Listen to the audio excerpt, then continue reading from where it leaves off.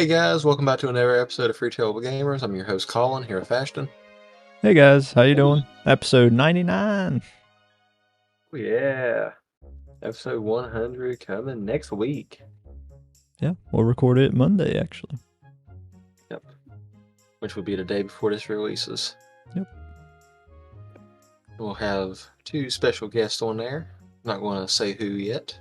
We've already mentioned it in previous episodes, so we'll leave it up to you guys to go back and listen to it. Yeah. Figure out who it's going to be. Yeah, it'll be a lot of fun. Definitely. They was a blast on their episode, so I can only imagine how much more of a blast they're going to be on our episode. Yeah, definitely. All right, well, let's get into this week's topic. It's got a whole new slate, I believe. Yeah, I got a whole new slate. Yep. All right. The FTC is on Microsoft over the price hikes. They just cannot leave Microsoft alone.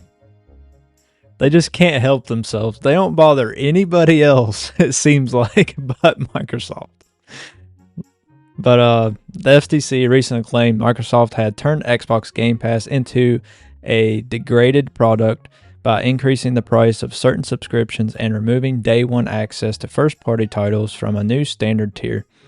Microsoft begs to differ. The Xbox maker has issued a reply to the FTC and claims the regulator has pulled together a misleading extra record account of the facts. The company fired back in a letter spotted by The Verge reporter Tom Warren and indicated the FTC is attempting to reinvent its case against the tech giant after failing to stop its merger with Activision Blizzard. It claims the FTC failed to take key facts into account when appraising the new Xbox Game Pass tiers and price plans, such as the inclusion of Call of Duty for Ultimate members and multiplayer access for standard subscribers. And then it just goes on talking about the price hike. But yeah, the FTC, if I was Microsoft, they're aggravated with the FTC. They're just coming after them. They can't bother anybody else but Microsoft. And yeah, it sucks that, Game Pass went up, whatever, but so has everything else, and the FTC's not doing anything about that, so, I mean, it is what it is. That's just where we're at with the economy right now. Yeah, if it wasn't standard practice anyways for companies to, go ahead and do that, like, I think just in this past year, like, Disney Plus has gone up and Peacock as well for, their standard tiers of things, which I knew Microsoft was going to do something like this, and obviously, like Ashton just mentioned, the FTC obviously didn't take that into consideration when they was doing their whole thing. So they pretty much added another tier to it for the, pretty much Activision side of Game Pass, anyways. Yeah. So your Game Pass Ultimate now has the, it's going to have the Activision games right now. I believe Modern Warfare 3, the new one, is out on it right now. Yes, I actually have it downloaded on my PC. Yeah. So what it comes down to is, I think they increased the Ultimate to, $3 more per month? I believe so. I think it's up to $20 a month now. I don't know what it was before. 15? Yeah, I think so. Yep. It was either $15.99 or $16.99, one or two, so it was $3 or $4. Yeah, I think it's $19.99 now. So. And then now I believe they have just pretty much an Xbox Live Gold equivalent setup with the Game Pass situation now that don't have, day one releases or the Activision side of it as well. Yeah, they have Core, which overtook Xbox Live Gold. So basically, you pay for online, and then you get a few games from Game Pass, selected games. They change all the time, but it's staying the same. It's $9.99 a month, but the year is going up from, I believe, $59.99 to $74.99 for the year for that plan. The monthly isn't going up, but the yearly for that plan is. That makes no sense. No, it's going up $15 a year. We'll do the math real quick. 10.99 times 12. That's still cheaper than doing the. That's still cheaper than. Oh crap!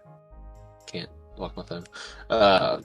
It's still cheaper than doing that because it winds up being 131 if you pay it monthly, anyways. Yeah, it's still cheaper. So it's still cheaper in the long run than doing it monthly.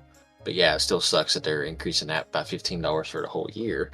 Yeah, I think they have the core, the standard edition now, and then ultimate.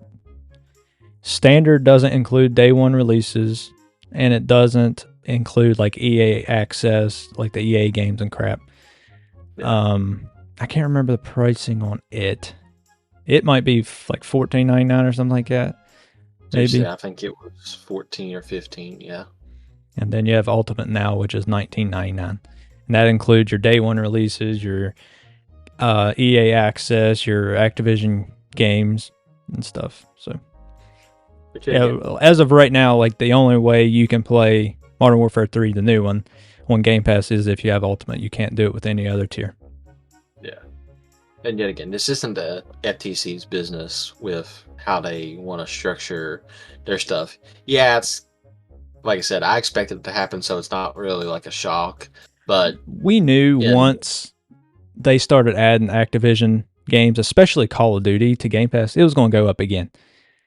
And it makes sense for them because they spent billions and billions of dollars on that company.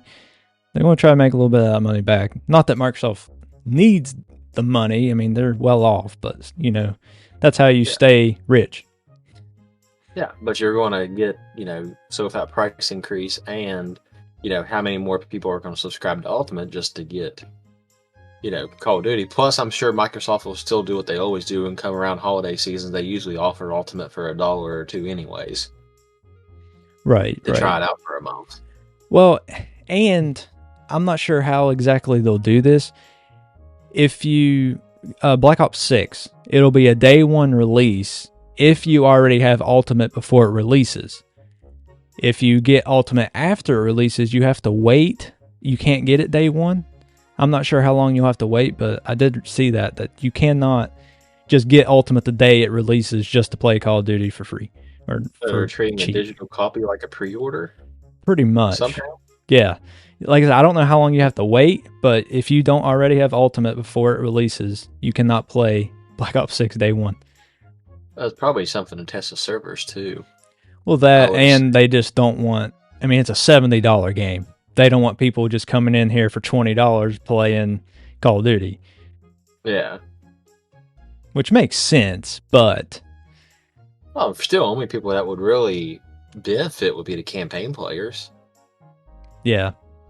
Because the multiplayer players or zombie players that wouldn't really benefit to do that anyways. No. Like I said, yeah, if you was campaigner, you can go in there, beat the game in a month, and then, call it good, and you basically save $50. But, anybody else that wants to go through the ranks on either zombies or multiplayer, that's not going to benefit. No. But I think that's what most people play Call of Duty for, is for the multiplayer zombies, not necessarily the campaign. Yeah. Well, no, they say the campaign's going to be pretty good. I've never been big on campaigns, but I might try it out on this. I mean, out of the campaigns I have played, the Black Ops ones were the better campaigns. Yeah. At least the first 3. I haven't played 4, 5, or 6. I didn't play 4's campaign, but I know its multiplayer and zombies wasn't great. So. Oh, obviously 6. That's not coming out for a couple more months. At time of recording. Yeah. And then I didn't play Cold War's campaign. The multiplayer was good. Cold War.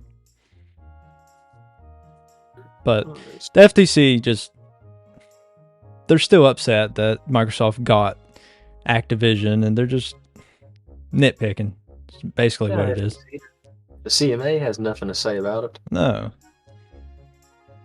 It's Microsoft's business. It's their company. They can do what they want with it. Yeah. Like I said, does it suck for the consumer that, prices went up? Absolutely. But yet again, it's not like that. Not every other company is doing it right now anyways. Everything is going up. You cannot... Sadly. Yeah.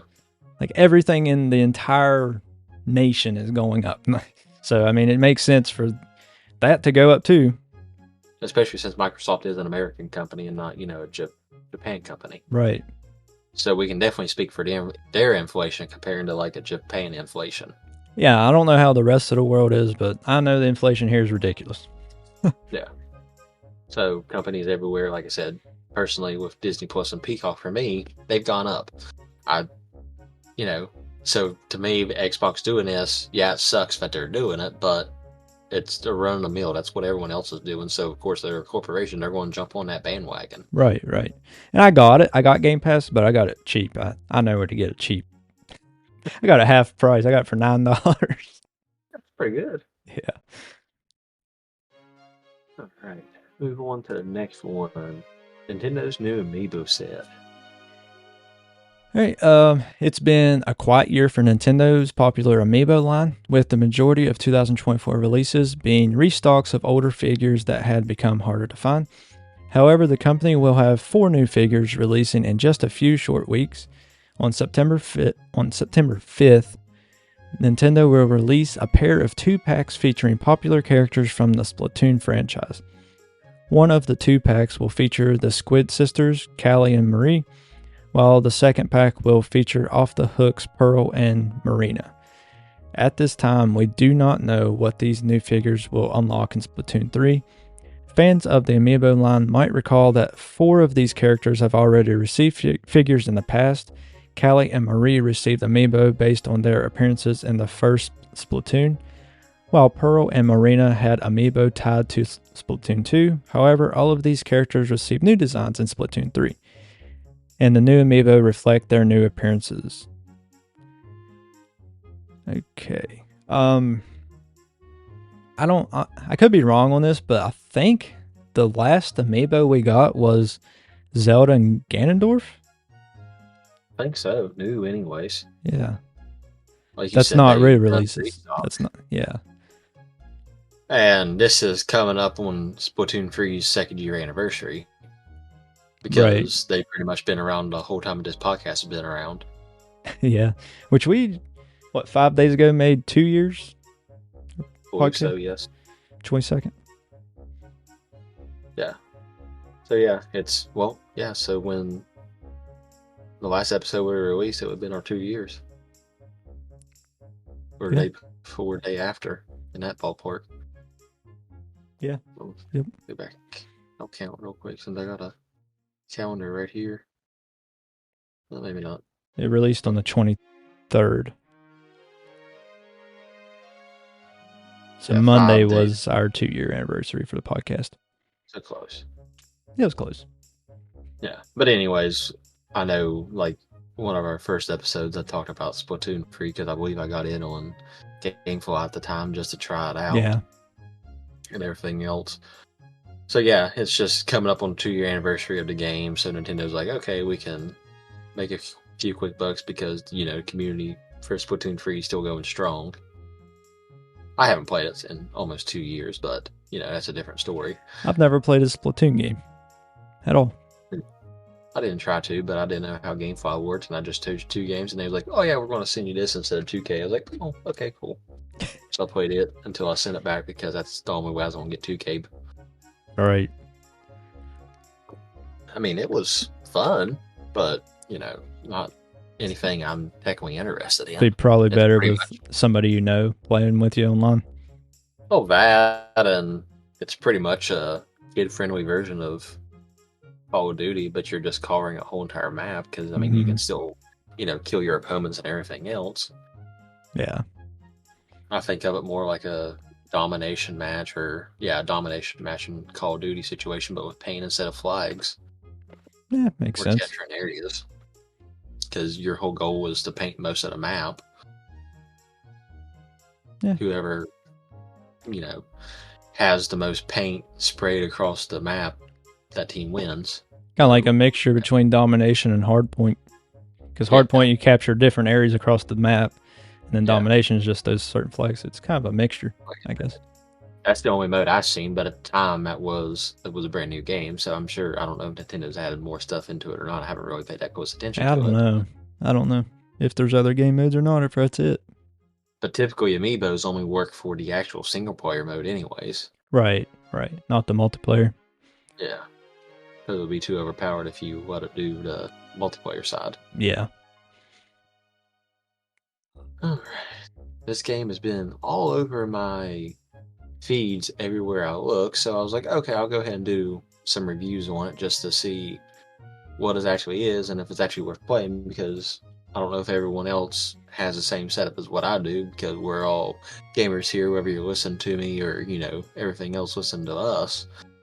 I'm assuming that this Once Human game came across somebody else's thing other than just mine. So I've never even heard of it until you gave me this topic, so I hadn't seen it. Apparently not. It's free on Steam.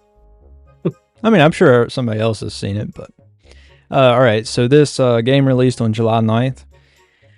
And right now on Metacritic, it's got a score of 70. That's with 14 critic reviews. And out of those 14, there are 7 positive and 7 mixed, 0 negative. And then on the user score, it is 6.9 out of 30 user ratings. Out of those, you have 18 positive, 6 mixed, and 6 negative. So around the same, 6.9, 70, about the same. So generally favorable, I guess. People are saying it's an okay game. Yeah, when this game came out, a couple of weeks ago at this point, I think it was like a 77, so it's came down since it's released. But it's free to play, and people say it's not necessarily pay to win, but I don't believe that because it is a free game. Yeah, usually they are pay to win. Yeah, I haven't downloaded it to play it yet. I've thought about it, but I guess I technically could. I got Ashton, and if any of you guys want to come on and play with me, it's completely fine. But yeah, it's supposedly you're used to be a human, or the things you're fighting used to be human, and they're trying to take over the world. From what I've seen, it's pretty much like a post-apocalyptic game without zombies. Nice. Monsters instead. Yeah, it might be, worth checking out. Like I said, it just came across my screen a few times on either TikTok or Snapchat, so I'm just like, okay, cool, whatever. I didn't really pay that much close attention to it, and like I said, it just happened over and over and over again. I'm just like, you know what? I'm going to do a topic on it to see if it's actually worth playing or not. Since it's definitely not a Metacritic must play because it's not a 90. Right. But being on mass, because I think it's an MMO type style too, but it's not an RPG, but it is a mass multiplayer online. So, but that's still generally favorable for a multiplayer game online. Yeah. And usually your free-to-play games are going to have a lower score just because... Everyone. Right. That's good to it. Exactly. And some people are always going to be, rating bombing games. That's just what they do. No matter how good the game is, they're going to rate bomb it. They did it with Tears of the Kingdom. They done it with a bunch of different great games.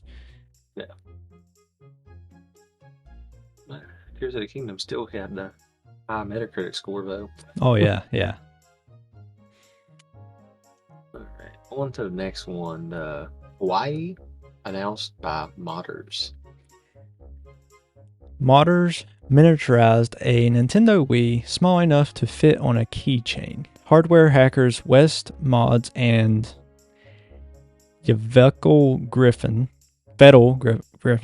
created the Nintendo Kawaii by trimming the console's motherboard and adding custom PCBs.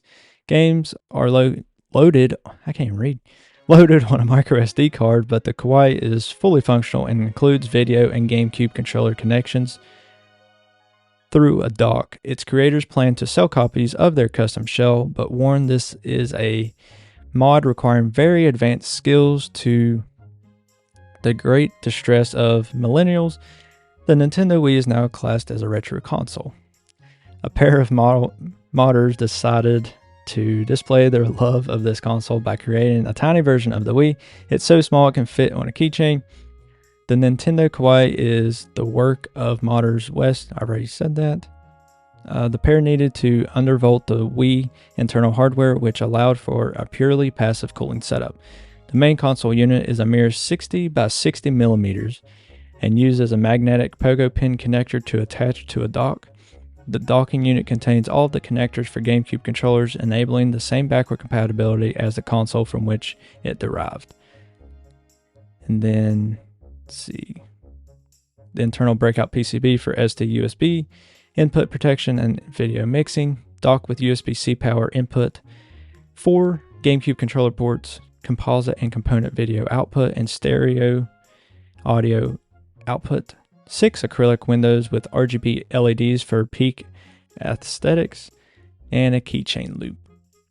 The modding duo is hoping to bring this custom console to production. They are offering people the option to buy in for an initial production run. So that's pretty cool. Obviously, a Wii, 60 by 60 millimeters, that's not very big at all. And I've seen people trim the Wii motherboard before, but not this small. And they say that it's, obviously it takes a lot of advanced skills to know what you're doing to trim a motherboard, not screw something up. So there's, like I said, they're selling the shell, but I can solder, I can do a bunch of stuff, but I don't trust myself to trim a motherboard. This is pretty much going to be the top of the modders. Yeah. But I guess you kind of got to be that if you got something that's small enough to fit on a keychain. Oh, yeah. I'd love to have one, but I'd have to buy one that's already done. I don't trust them. There's no way. Maybe if I watched the video and took my time, but still, I'd rather just get one that's already done. I'm sure they'll wind up doing that, though.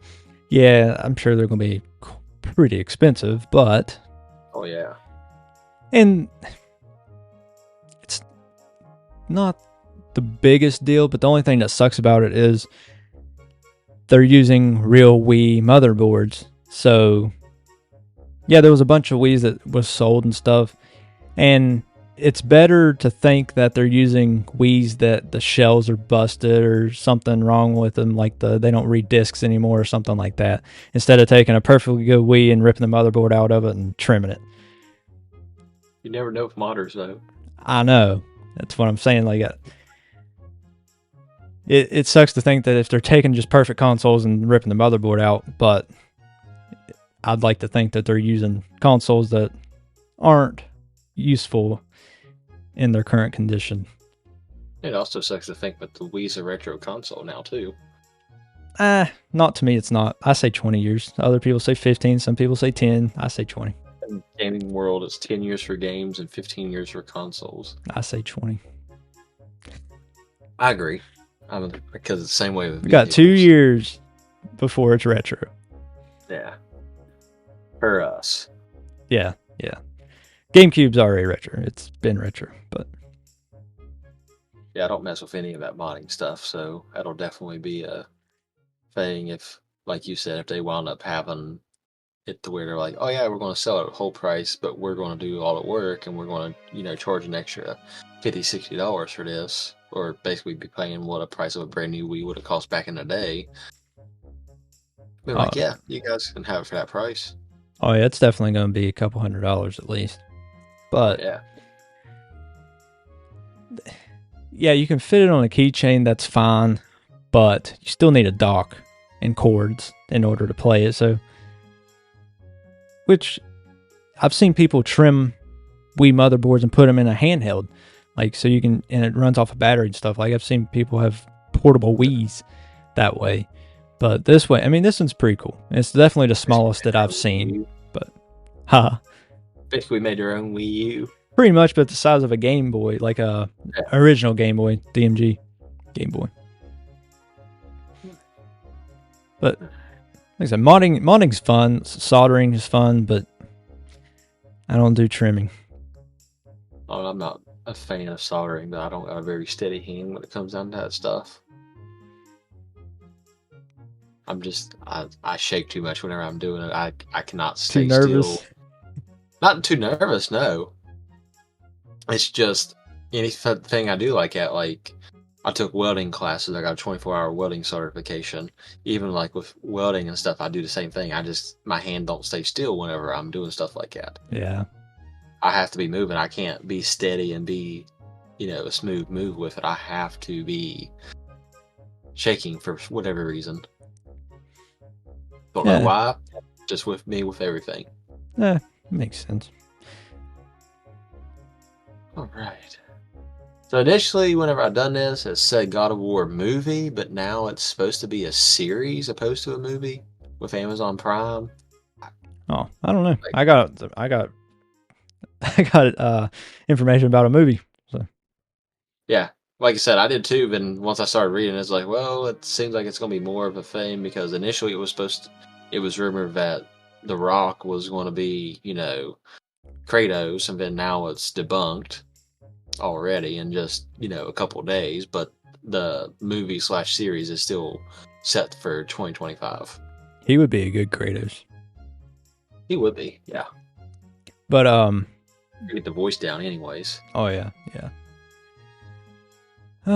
Okay. Well, I'll just read what I got.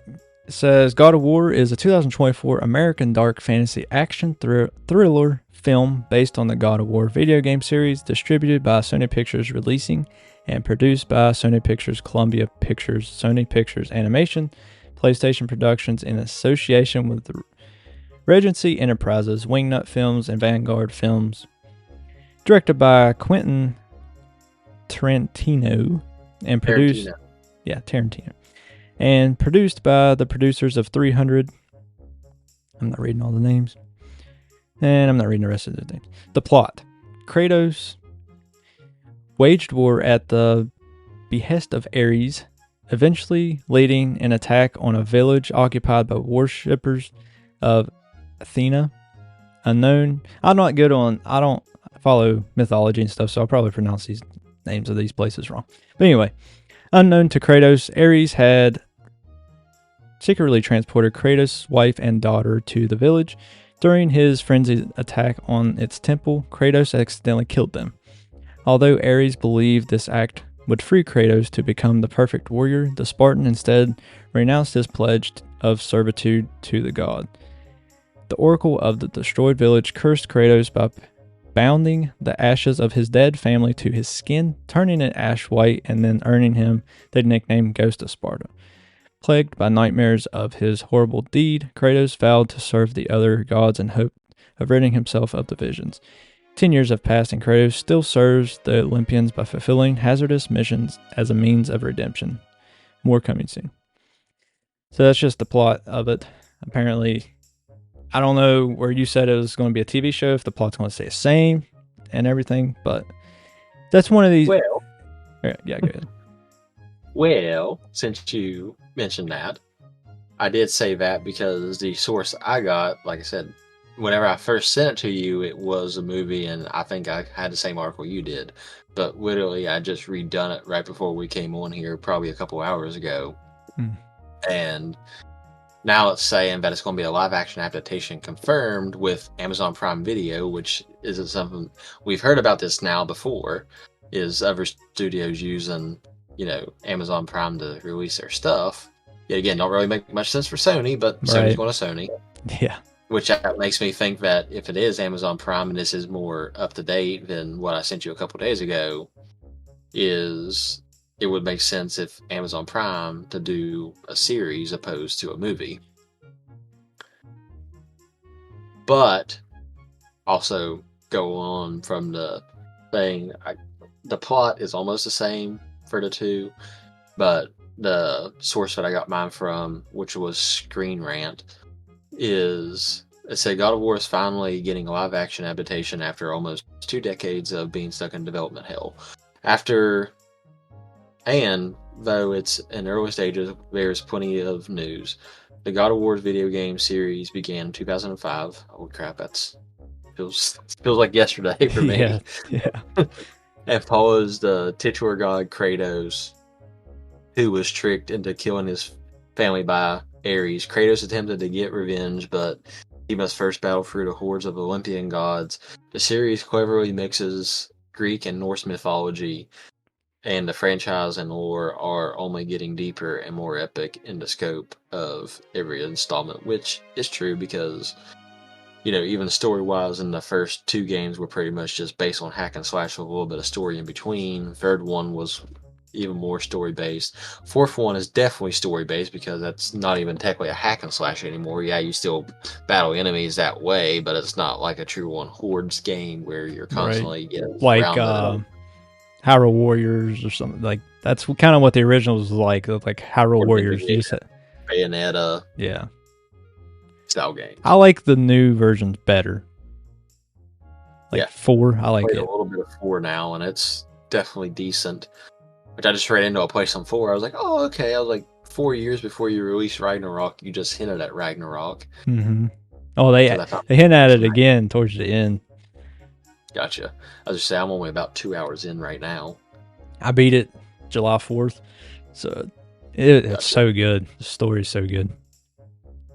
Gets better. Yeah. Gets better. But yeah, so obviously we got 2 completely different sources. One could be true. The other one could be true. Mine was just from God of War fandom wiki. Gotcha. So.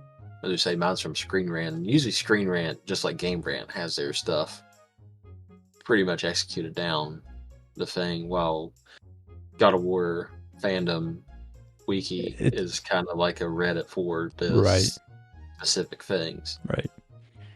Which sometimes can be dead on accurate, more accurate than what any publisher could ever make. It just depends on who it is sometimes.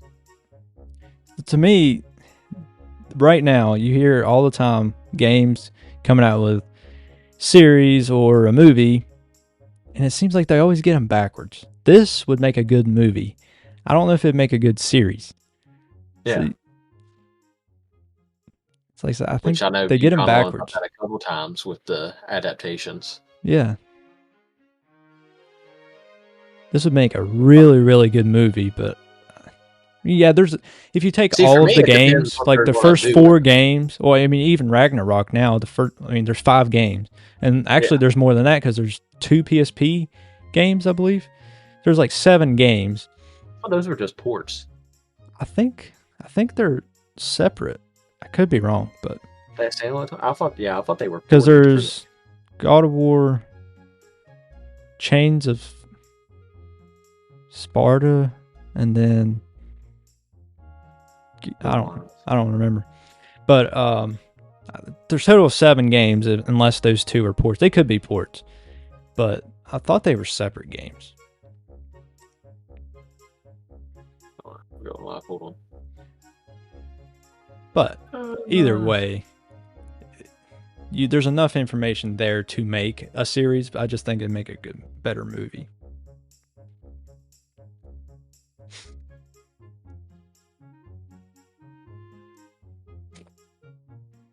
Yeah, I mean, I agree. Like I said, but it depends what route they was to take with it too. It would be a good series if they decide to go like game by game and everything else. Yeah, there's the Ghost of Sparta for PSP, so it was a standalone title. And Fuego, maybe? No, that's just the Spanish version of the thing. And Chains, the Chains game that you was talking about. Yeah. So it did have 2 standalone titles. I thought they were standalone, but I wasn't for sure. Yeah, Chains of Olympus and Ghost of Sparta. Yeah. So yeah. But so there's like 7 games total now that they could take information from. So they could make a series, but just me personally, I think it'd make a better movie. Yeah, that's what I'm saying. They broke down each game and then done a game as a thing, because I'm going to assume that the PSP games were like the original trilogy. They were hack and slashes, yeah. I was going to say hack and slash, and mainly based on Greek mythology, because it's not until God of War 2018 and Ragnarok that it's Norse mythology. Right. And if you do a movie, you're going to have to combine those 2, like Screen Rant just said. But if you do a series, you can break it down into one's Greek and then one's Norse. which to me would make more sense because some of the mythologies are the same and everything else down to an extent, other than how they pronounce, the names of the gods. Right. Because I think Hercules and the two are pronounced completely different in just those two mythologies. Same person does the same thing, but how you pronounce them is a different thing. So, but at the end of the day, it makes the difference because one person's name this, one person's name that, even though it's the same person. Yeah. So I don't know much about mythology, but I know the games are good. I think I know a little bit more than what Ashton does, just general sense how I'm sounding right now. Yeah. And again, I could just be saying it to be sounding a little bit smarter, but I could be dumber. I don't know. Regardless, I do know I'm terrible. I did find out something. I'm not going to tell you because I don't know if you know, but I found out in God of War 4 who Kratos' dad is. You'll find out in the story, but I didn't know if you knew that. No? No. I didn't know this, but the story's good. The story's really good. You just got to play through it. I beat the game in a little over 16 hours, so it's not a long game. Gotcha. And I didn't 100% it either. Like I didn't get every single thing, unlock every single, armor or anything like that. Like I just played for the story. Yeah. And beat it in a little over 16 hours. I think it was like 16.7 hours, Steam said. Okay. That makes sense.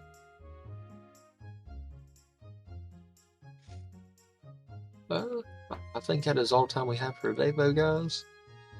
Thank you for watching or listening. Follow our socials on TikTok, Instagram, Twitter, Facebook, Discord. Got merch on Redbubble. You guys want to go get it? I think that's everything. Yeah. All right. We appreciate you guys for listening. We'll catch you in the next episode. Episode 100 is next. All right. Later, guys. Thank you again.